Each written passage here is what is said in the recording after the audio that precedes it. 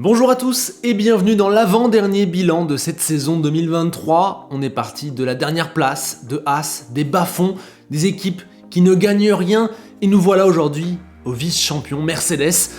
Bon, eux non plus n'ont rien gagné cette année mais c'est pas le débat, c'est pas grave.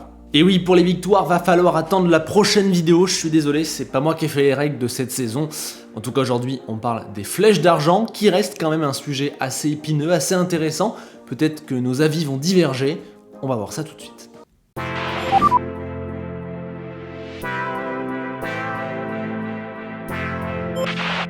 Après avoir surclassé la Formule 1 pendant près de 8 ans, avec une énorme période de domination, Mercedes s'est un petit peu trompé en début de dernière réglementation, la faute à un concept ultra décalé qu'ils n'ont jamais réussi vraiment à faire fonctionner. Un échec qui devait servir d'exemple et maintenant il fallait tirer les leçons, il fallait déjà être au clair sur le concept de la voiture. Est-ce qu'on persévère ou est-ce qu'on se rapproche du modèle plus conventionnel qui commence à se décider sur la grille? Fallait arrêter d'être un petit peu perdu dans leurs fameuses données. Et puis l'an dernier, on avait aussi vu pas mal de petites erreurs de stratégie, de réglage, quelques moments où ils ont été pas mal brouillons. Fallait aussi gommer ça si on voulait vraiment faire une saison plus performante. Immense défi forcément, mais voilà, quand on est Mercedes, quand on a Lewis Hamilton dans ses rangs, eh bien on se doit rapidement de rétablir la situation, parce que l'objectif de cette équipe en Formule 1, c'est de gagner, et rien d'autre. Certes, fallait faire au mieux, 2e, 3e, mais dans le fond, ça serait pas satisfaisant. Tant que Mercedes n'est pas en haut de l'affiche, elle n'a pas ce qu'elle veut. Mais bon, rappelez-vous de la fin de saison 2022, ils avaient gagné au Brésil, ils étaient sur une bonne dynamique, on se disait que c'était eux, les concurrents numéro 1 à Red Bull. Donc voilà, on voulait les voir à minima dans le match, en tout cas gagner au moins quelques courses, sinon ce serait à nouveau un échec. Côté Hamilton, écoutez, on attendait juste une chose, c'est qu'il reste encore à son meilleur niveau, qu'il continue d'être aussi fort, alors que c'est sa 17e saison en Formule 1. Avec lui, c'est souvent une histoire, on va dire, de feu intérieur, de volonté. Donc voilà, on voulait qu'il retrouve un peu cette flamme que par moment en 2022, il semblait avoir perdue. Selon moi, c'était assez logique vu la perte du titre et le fait que Mercedes ne jouait pas devant. Mais là voilà, fallait une saison peut-être plus costaud du début à la fin de la part d'Hamilton. En 2022, c'est vrai qu'il avait dû tester beaucoup de choses, il avait perdu du temps, des points. Là voilà, peut-être que s'il démarrait dès le début fort, on avait hâte de voir ce qu'il pouvait donner. Et la grosse question aussi, c'était son avenir, puisqu'il était bientôt en fin de contrat. Normalement, on savait qu'il allait rester, mais déjà où? Pour combien de temps? Pour quelle somme? C'était des grosses questions à trancher cette saison quelque part.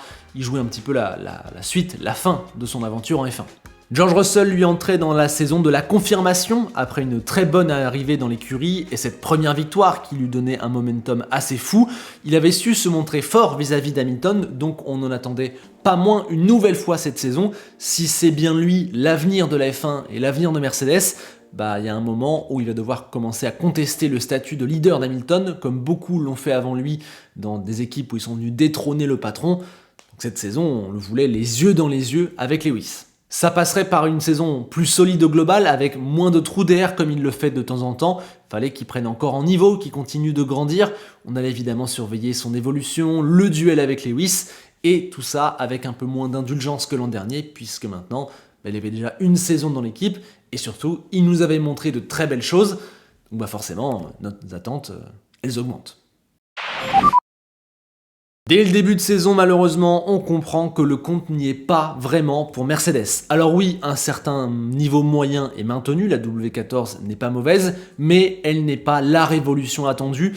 La fin de saison 2022 n'a pas été suivie d'effet, il n'y a pas de retour en grâce. Red Bull est sur une autre planète, Aston est passé devant, Ferrari a plus de rythme sur un tour. Heureusement, ils s'en sortent souvent mieux le dimanche comme à leur habitude. C'est en tout cas le schéma des 5-6 premières courses. 5e et 7e, puis 4e et 5e à Bahreïn et à Jeddah, les flèches d'argent sont la 3e force. C'est pas la joie, mais comme on l'a dit, il y a un certain niveau minimum, et il y aura même un gros sursaut à Melbourne où en qualif, ils sont juste derrière Verstappen, et ils lui passent devant au départ. Mais pas de bol, Russell qui joue la victoire s'arrête juste avant un drapeau rouge, alors qu'il remonte, son moteur va ensuite partir violemment en fumée. Hamilton, lui, s'est ensuite logiquement incliné face à Verstappen.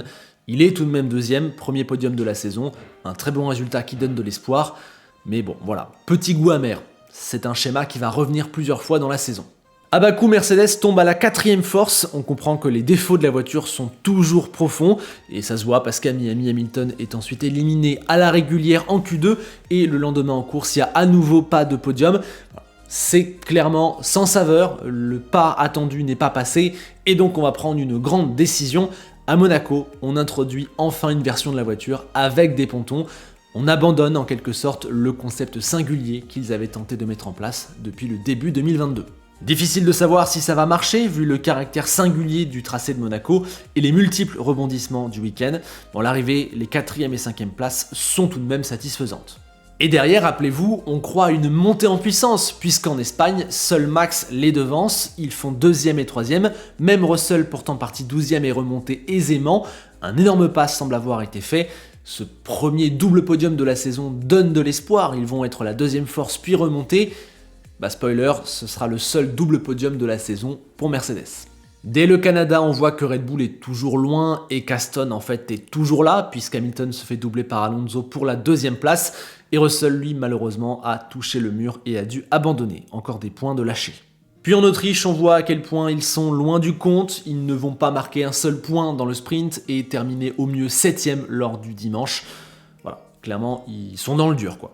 Ce qui les sauve jusque-là et leur permet d'être finalement 2e du constructeur un peu à la surprise générale, c'est que ça fluctue un peu autour d'eux, entre la 2e, 4e, 5e force, que voilà, ils sont souvent bons pour maximiser le dimanche, et qu'il y a un Hamilton qui prend absolument tous les points qu'il peut prendre, voire même plus. Ainsi à Silverstone, c'est lui que l'on retrouve sur le podium derrière l'intouchable Max et le résurgent Norris dans sa McLaren revigorée, et en Hongrie, c'est lui qui est en pôle à la surprise générale, un 104e départ en tête qui laisse à nouveau l'espoir d'une dynamique montante pour Mercedes. Est-ce qu'ils ont enfin réglé leurs soucis? Ou alors est-ce que c'est juste le circuit? Il y a de l'espoir, mais c'est douché dès le départ puisque Max passe et surtout le rythme de course est complètement désastreux. Il n'y aura pas du tout de podium à l'arrivée, les McLaren et Perez sont devant. Perez qui retrouve Hamilton dans le sprint à Spa puisque les deux hommes s'accrochent. Lewis pourra heureusement de son côté continuer, mais voilà, ce ne sont que les 2 dernières places dans les points qui sont accrochés par Mercedes. Et le lendemain, ils sont genre 4e et 6e, comme à peu près tout le temps. Je l'ai dit, ils sont la 2e force au classement, mais globalement ils sont toujours un peu la 3e, sauf que ça bouge autour d'eux. Il y a Stroll qui rate des points, il y a Ferrari qui est devant puis derrière. Donc à l'arrivée, vu leur constance, ils sont 2e, mais dans les faits, c'est toujours un peu moyen quoi. Et en plus, c'est à partir de là qu'ils vont commencer à connaître quelques difficultés, quelques bourdes et commencer à se faire rattraper par Ferrari. Éliminé en Q2, Hamilton s'en sort avec une 6e place tout de même à Zandvoort, tandis que Russell vit une course à l'envers, sans rythme, mais avec une crevaison par exemple. Derrière en Italie, ils souffrent logiquement de leur manque de vitesse de pointe, même si au final faire 5e et 6e c'est pas tout mal. Et puis arrive Singapour où Red Bull se foire, ils ont donc l'espoir de choper leur victoire de la saison, sauf que là pour le coup c'est leur niveau, leur performance en qualif sur un tour qui va les pénaliser. Coincé derrière Sainz, il tente de l'avoir avec un dernier double arrêt, et il remonte d'ailleurs très fort, ça marche bien, mais Russell, devant depuis le début du week-end, s'impatiente en tentant de passer et touche le mur dans le dernier tour. Il abandonne ses espoirs de victoire ainsi que de gros points. Lewis hérite donc de la 3e place, il y a au moins un podium, mais concrètement c'est frustrant. La seule fois où ils pouvaient gagner, ils n'ont pas vraiment répondu présent, ils sont empêchés par quelques détails, le rythme sur un tour, quelques moments de stratégie, de track position. Ça reste encore une fois très frustrant. D'autant que derrière à Suzuka, ils retrouvent leur position habituelle, 5e, 7e. Vous l'avez vu, ça ne décolle jamais dans cette saison. Ferrari est revenu à 20 points et les courses qui suivent apportent de nouvelles frustrations. Au Qatar, ils sont au pied du podium dans le sprint et qualifiés juste derrière Verstappen pour le départ du Grand Prix. Oui, mais les 2 voitures s'accrochent, voilà, Lewis a un petit peu mal anticipé la trajectoire, il abandonne, Russell lui repart dernier et finit 4e, ce qui au final laisse pas mal de regrets. Pareil à Austin, il y a de la performance, ils sont 2e dans le sprint avec Hamilton qui mène des tours dans le Grand Prix et qui au final aurait dû s'imposer, il termine 2e, mais sans une petite tergiversation au moment de l'arrêt, il aurait dû franchir la ligne en premier. Finalement, heureusement qu'il ne l'a pas fait car quelques heures après, il est disqualifié pour fond plat non conforme. Je n'imagine même pas le drame que ça aurait été s'il avait gagné et qu'on lui avait retiré cette victoire. Ça aurait été incroyable. Pas grand chose à dire en revanche au Mexique où Lewis prend une très belle 2e place, rien à redire. Russell lui n'est que 6e. Symbole au final, on va y venir dans le bilan, d'une saison qu'il aura passé quand même largement dans l'ombre de son coéquipier. Puis arrive Sao Paulo, terre de leur victoire en 2022, circuit qui semble leur correspondre, et rappelez-vous de ce qu'on se disait avant le week-end, on y croyait, on se disait qu'elle était peut-être là, la victoire de Mercedes. Mais c'est absolument l'inverse qui se produit, ce sera leur pire week-end de la saison. Hamilton n'est que 8ème en course derrière une Alpine. Dans le sprint, ils sont battus par des AlphaTauri et Russell lui a fini par abandonner. On peut parler de fiasco, c'est leur pire perf de la saison en tout cas clairement, et ce ne sera pas vraiment mieux. À Vegas, le pauvre Hamilton se fait taper au départ, prend les débris de Norris et crève au contact de Piastri, mais termine tout de même 7ème. Juste devant un Russell qui est pénalisé après un contact avec Verstappen et qui n'a pas vraiment de bol, puisqu'avant ce contact-là, il jouait le podium et il aurait sûrement terminé 3ème. En tout cas, avec tout ça, il reste qu'une course et ils ont plus que 4 points d'avance sur Ferrari, symbole que leur fin de saison se termine vraiment pas très bien. Heureusement pour eux, ça va tenir puisque Russell est 3ème, Hamilton est aussi dans les points et Sainz, lui, n'en a pas marqué. Donc au final, ça tient pour 3 petites unités. Voilà, Mercedes est vice-champion 2023. Il n'est pas facile à faire le bilan de Mercedes parce qu'il y a pas mal de paradoxes dans leur saison. D'un côté, on peut relever une constance extrêmement satisfaisante, mais on peut aussi relever un manque de performance chronique. En fait, ils ont été bien tout le temps, mais jamais bons, jamais les meilleurs. D'un côté, c'est top parce qu'ils ont encore bien géré le dimanche, ils ont pris plein de points, ils arrivent à terminer 2ème du constructeur malgré ça. Mais le revers de la médaille, c'est que jamais ils n'ont débloqué un vrai niveau de performance, et encore moins sur la durée. C'est comme s'ils n'évoluaient pas, peu importe le circuit ou les réglages, leur voiture semble toujours dans la même fenêtre, un peu moyenne. Sur 22 Grands Prix, il y en a 4, 5 allées maximum où ils ont été vraiment bons, comme en Espagne. Le reste, ils ont été ok, moyens, mais bon, du coup, au global, insuffisant. Je l'ai dit, ils ont quasiment fait toujours 5, 6, 7ème. C'est bien de ne jamais marquer moins de 15 points sur un week-end, mais voilà, ils en ont que très rarement, voire jamais marqué plus de 25. Et ce range de points dans lequel ils étaient coincés dit tout selon moi de leur saison. Surtout, au contraire de McLaren et de Ferrari, ils n'ont pas de dynamique et on n'a pas le sentiment qu'à un moment donné, ils ont compris leur voiture, ils ont mis le doigt sur quelque chose, ils ont pris une bonne direction. Non, là il règne encore comme un espèce de flou, on ne sait pas vraiment si cette saison elle est bonne ou pas, on ne sait pas vraiment s'ils ont compris tout ce qu'il fallait avoir sur leur voiture, sur leur concept, s'ils sont au clair, et on a le sentiment que l'usine, que l'équipe, que les cadres sont parfois encore un petit peu coincés dans certaines de leurs lubies. Du coup, à l'arrivée, il n'y a pas de dynamique, pas de continuité, et l'équipe est plus menacée par le déclassement que portée par l'espoir, comme coincée par un mode de pensée conservateur et une certaine frilosité. Il y a une certaine mollesse, un côté où ils ont peut-être un peu peur de tout balancer, et je pense que sur le moyen long terme, ça peut leur faire perdre des positions dans le classement, surtout que quand tu es Mercedes, 2ème, 3ème, c'est mieux de faire 2ème, mais à la longue tu t'en fiches. Ce qu'il te faut un jour, c'est remonter tout en haut. Et j'ai le petit sentiment qu'ils ne se donnent pas tous les moyens pour vraiment tout raser et repartir plus fort.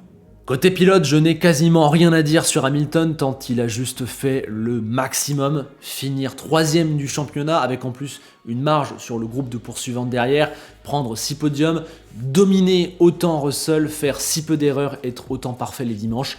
Voilà, il nous a sorti une saison énorme. Le genre qui nous fait encore regretter qu'il n'ait pas la voiture pour se battre devant avec Verstappen. En vrai, hormis au Qatar avec cette erreur d'appréciation au premier virage et 2 ou 3 micro-détails dans la saison, il sort la saison maximale en fait. Je vois pas vraiment ce qu'il aurait pu faire ou prendre de plus. On a bien retrouvé le Lewis qui s'était un peu perdu l'an dernier, à la fois dans le développement et les tests de la W13, mais aussi je trouve dans le mental où il devait se remettre d'Abu Dhabi et du fait que Mercedes n'était pas au niveau. Là voilà, on a retrouvé celui qu'on connaît. En plus, il a re-signé pour 2 ans encore, minimum. Donc bon, je pense qu'on est reparti pour 10 ans de Formule 1 de Lewis Hamilton au top niveau, quoi. Voilà, il n'y a juste aucun doute. Russell, lui, a galéré, il a clairement manqué de performance, il avait moins de rythme qu'Hamilton sur la quasi-entièreté de la saison, il a quasiment toujours terminé derrière lui en course. Il y a à l'arrivée quand même un vrai écart, un vrai gap, ça se voit non seulement au classement, mais aussi dans le nombre de podiums, dans pas mal de statistiques. Voilà, c'est non seulement moins bon que l'an passé, moins bon que ce qu'on espérait, mais c'est même par moments un petit peu moyen, quoi.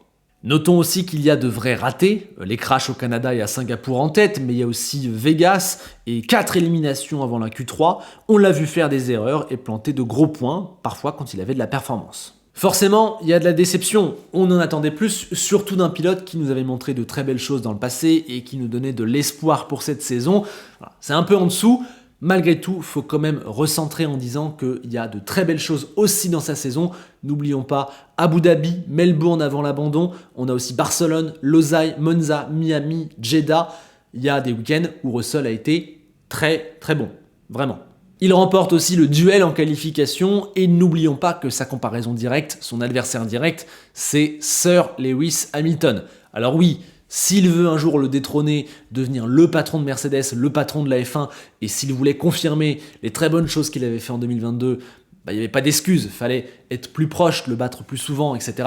Ok, clairement c'est un peu en dessous, mais recentrons aussi un petit peu par moment le débat, c'est Hamilton en face. On n'est donc certainement pas sur une saison ratée, on est sur une saison un peu en dessous, avec de vrais trous d'air et un petit manque de performance chronique, mais il y a quand même des choses à sauver dans cette saison. Maintenant voilà, s'il veut être le futur champion de Mercedes, il va falloir leur gommer petit à petit tous ces trous d'air. En 2023, on a compris que la passation de pouvoir n'était pas pour tout de suite. C'est peut-être pas encore une fin en soi pour Russell, mais c'est quand même un petit coup. L'année prochaine, j'attends donc Mercedes clairement au tournant. Pour le coup, je m'en fiche un petit peu de leur place au classement ou de la maximisation. Je veux voir les prémices d'une équipe qui pourra gagner à nouveau en Formule 1. Est-ce que ce sera dès l'an prochain? Est-ce que ce sera en 2025? Est-ce que ce sera pas? Je sais pas, mais ça me suffira pas une saison comme en 2023. Je veux qu'on voit qu'ils peuvent gagner à nouveau à l'intérieur d'eux. Il faut trancher cette question du concept et enfin mettre le doigt sur la bonne piste, comprendre ce qui les empêche de vraiment progresser depuis 2 ans. La question c'est, y a-t-il besoin d'une révolution? Là, j'ai comme le sentiment qu'ils sont coincés dans un espèce d'entre-deux, et les entre-deux en Formule 1 sur le moyen terme, ça te fait jamais aller très loin, donc 2024 doit apporter des réponses et des choix forts si ça ne marche pas. Pour Hamilton, j'attends rien de plus, ça fait 18 ans qu'il est en Formule 1, il est encore au top. Donc bah voilà, une année de plus, clairement. Pour Russell, en revanche, on va attendre qu'il fasse mieux, avoir moins de trous d'air, regarder Hamilton dans les yeux sur la durée, venir le titiller vraiment, passer un peu ce step pour devenir petit à petit peut-être le patron chez Mercedes, pas l'an prochain, mais au moins dans 2 ans. Voilà, il va falloir à un moment donné qu'il prenne cette place. Il avait été tellement bon en 2022 qu'on avait cru qu'il la prendrait plus tôt. Maintenant, il y a tout un processus à remettre. En fait, c'est que la première phase de sa carrière, celle de l'éclosion, de la jeunesse, de l'apprentissage, je crois qu'elle s'est refermée en 2023 et que là, il ouvre petit à petit la deuxième phase, celle où il doit mûrir, grandir, devenir un pilote vraiment fort, apprendre, se construire. C'est aussi la période où on se prend les premiers échecs dans la figure, où le public a de plus en plus d'attentes. Mais voilà, faut grandir pour ensuite, dans 2-3 ans, entrer dans le prime. Est-ce que le prime sera celui d'un champion du monde ou un peu en dessous ? C'est dès maintenant que ça commence à se jouer. Et bien en tout cas voilà sur ce que je pense de l'exercice de 2023 de Mercedes et de ses pilotes. Je t'invite évidemment à donner ton avis en commentaire, là où tu es d'accord, pas d'accord, on en débat comme tous les soirs dans l'espace commentaire. N'oubliez pas au passage de lâcher un petit like si la vidéo vous a plu et de vous abonner si vous voulez me soutenir. Sachez que c'est une technique qui marche. En tout cas 2024 sera assez excitante pour Mercedes parce que j'ai l'impression que ce sera soit extrêmement positif, soit assez négatif. Donc dans tous les cas, ça risque de bouger. Bref, j'attends vos avis là-dessus. Et je vous laisse avec Enzo Ferrari qui ne se remet pas des 3 points d'écart. 3 points, c'est rien. Si Sainz n'avait pas touché Alonso au dernier départ en Australie, si le moteur de Leclerc n'avait pas lâché à Bahreïn, s'il n'y avait pas eu de safety car à Vegas, bon voilà, le passé c'est le passé. À bientôt pour le dernier bilan.